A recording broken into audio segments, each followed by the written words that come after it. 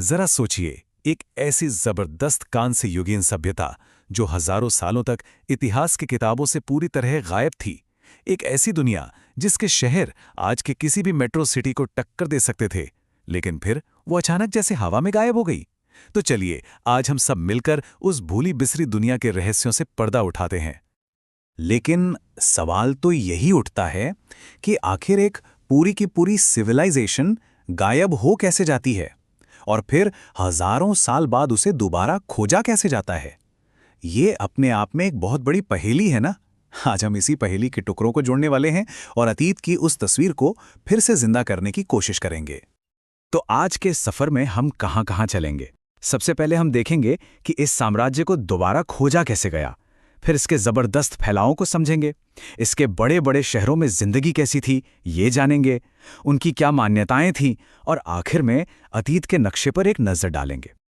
तो ठीक है, तैयार हो जाइए।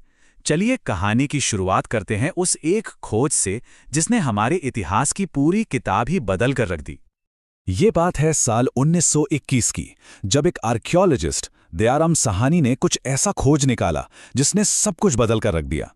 देखिए, उन्हें सिर्फ कोई पुराना शहर नहीं मिला था, नहीं, बल्कि उन्होंने एक पूरी की पूरी भूली बिसरी सभ्यता का दरवाजा खोल दिया था। जरा यहां समय का फासला देखिए।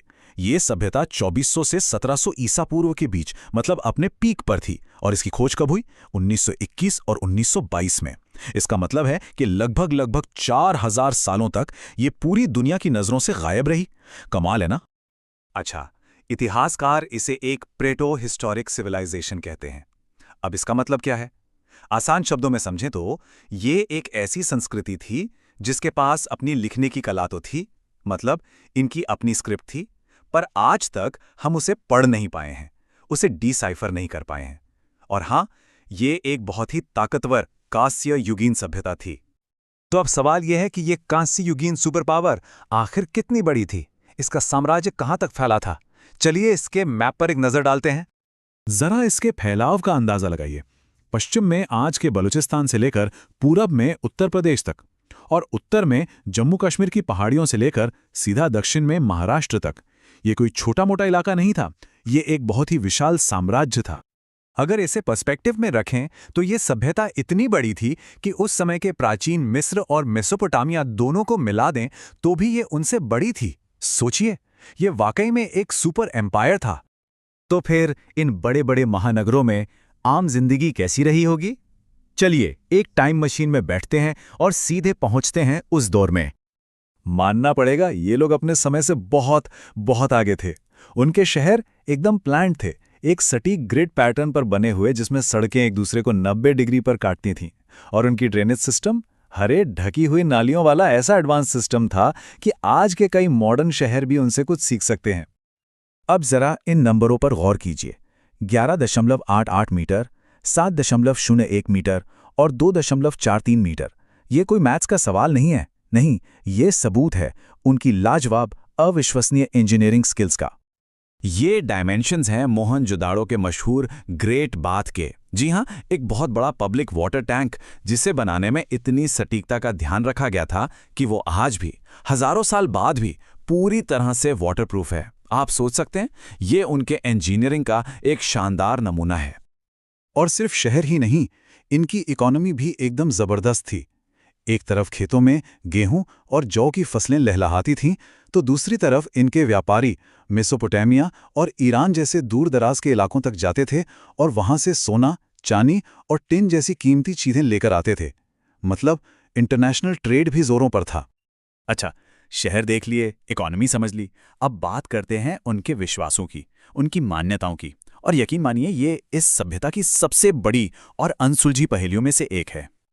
जो भी सबूत हमें मिले हैं, उनसे लगता है कि उनकी पूजा के दो मुख्य रूप थे। एक तरफ तो हमें मातृदेवी की बहुत सारी मूर्तियां मिली हैं। इससे अंदाजा लगता है कि शायद समाज में महिलाओं का दर्जा काफी ऊंचा रहा होगा। और दूसरी तरफ हमें मिली है ये मशहूर पशुपति सील। इसमें एक पुरुष देवता को दिखाया गया है और बहुत से एक्सपर्ट्स का मानना है कि ये भगवान शिव का ही एक शुरुआती रूप हो सकते हैं। और अब आता है सबसे बड़ा रहस्य, इनकी स्क्रिप्ट, इनकी लिखावट। ये एक ऐसी भाषा है, एक ऐसी पहेली है जिसे आज तक कोई भी सुलझा नहीं पाया है।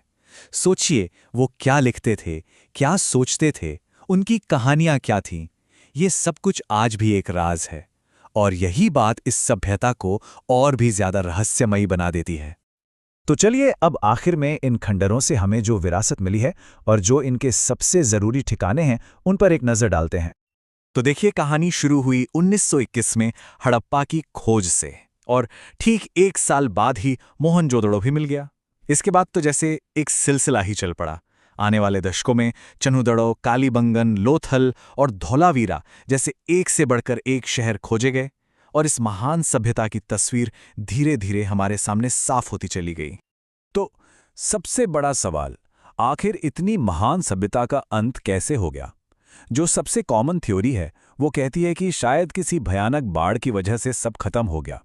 लेकिन क्या ये सच है, या फिर क्लाइमेट चेंज वजह थी, या कुछ और? सच तो ये है कि आज भी हम दावे के साथ कुछ नहीं कह सकते। और यहीं पर यह कहानी हमें एक आखिरी सवाल के साथ छोड़ जाती है। जरा सोचिए, अगर इतनी एडवांस, इतनी जबरदस्त सिविलाइजेशन पूरी तरह से बुलाई जा सकती है, तो आज भी इस जमीन के नीचे धूल की परतों में और न जाने कितने राज दफन होंगे जिनके बारे में हमें कुछ भी नहीं पता।